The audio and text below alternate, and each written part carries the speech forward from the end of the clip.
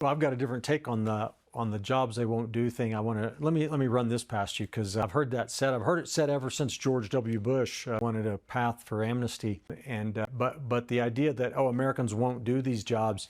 What I would say, well, if you get the illegals out, then the market will stabilize on wages, and those wages will go up for those jobs, so that perhaps Americans will do them.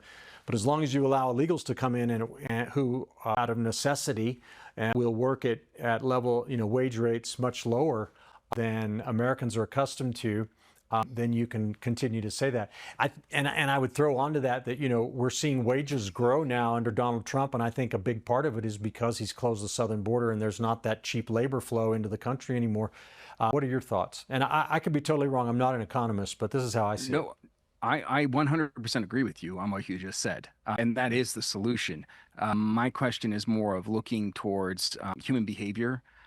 Is that something that Americans are willing to do? And I really want, our generation, the older generation, maybe the 40s, even into the 30s, to look at it and say we've got to hurt a little bit, right? Well, we gotta take some steps to where it might make us uncomfortable for a little bit, but ultimately the goal is to provide a better country for our children, our grandchildren,